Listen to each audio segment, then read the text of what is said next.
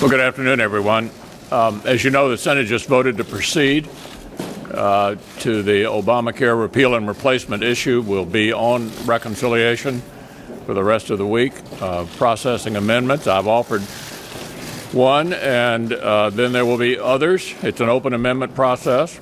This is just the beginning. We're not out here to spike the football. This is a long way, but we'll finish at the end of the week, hopefully, with a measure that can either go to the House and be taken up or go to conference. And so we're pleased to have been able to take the first step in that direction today. I know we were all glad to see our old friend John McCain, and of course he's full of the same fighting spirit that we know him for.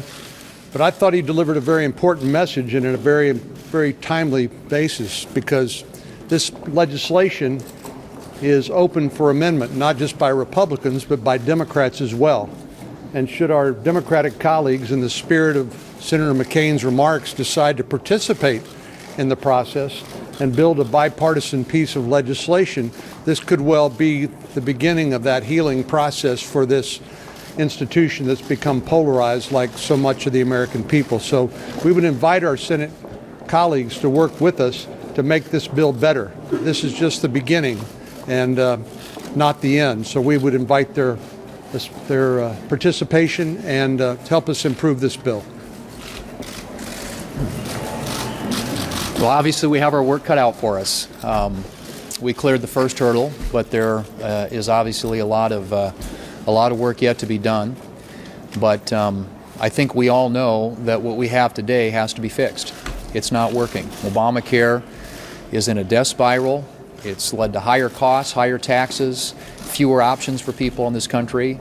Most states, all states, average, have experienced 105% increase in premium since 2013. So as has been pointed out, something has to be done. The status quo is unsustainable. And we want to get to an outcome that brings stability to the markets, that brings more affordability to people in this country who are struggling with the high costs, skyrocketing costs of premiums and deductibles and out-of-pocket costs, that frees them from the mandates, the individual mandate and the employer mandate that is killing jobs in this country, that preserves access to care for people with pre-existing conditions, and that strengthens Medicare for the future.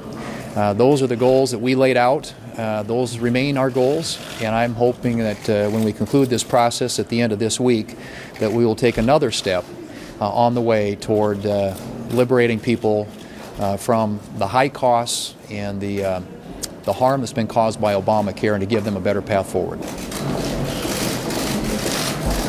It was absolutely wonderful to have John McCain return to the United States Senate with his message of optimism, as he always does as he travels the world representing the United States. And he said the same today on the floor of the Senate.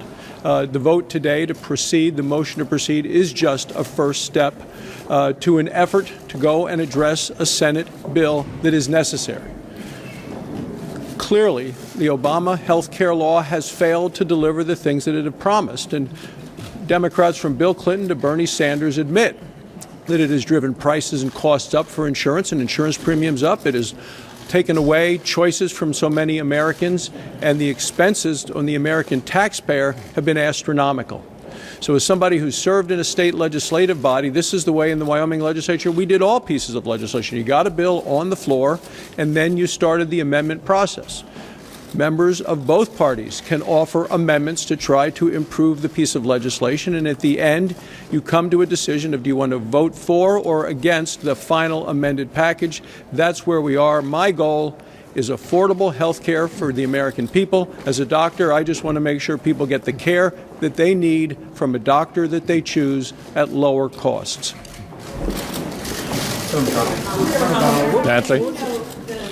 You know that health care system is incredibly complicated. Is this a la carte approach to reforming it responsibly? Of course. I mean, it's wide open for amendment.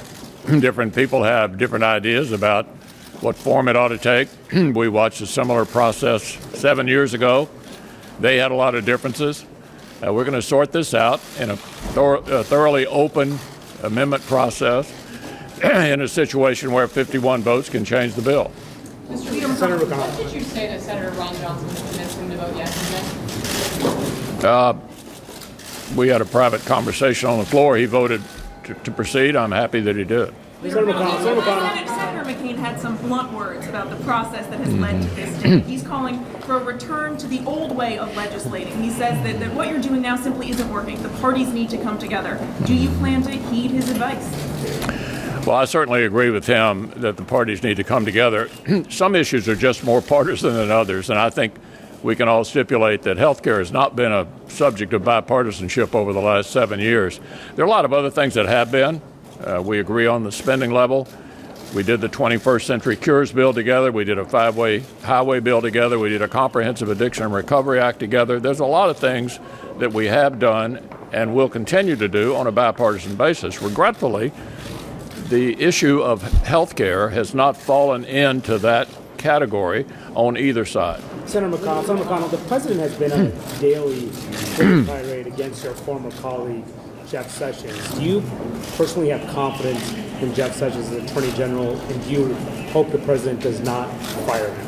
I think the Attorney General is doing a fine job, and I think he made the right decision to recuse himself from the Russia matter. If the 2015 repeal only bill doesn't pass, what do you bring to the floor next? Oh, this is going to be an open amendment process. I don't know how many times I need to say that. There'll be a lot of different amendments offered by different members trying to craft the bill. It's really entirely impossible to predict in a reconciliation debate exactly what amendments will be offered or what amendments will succeed. It's wide open. Thanks a lot.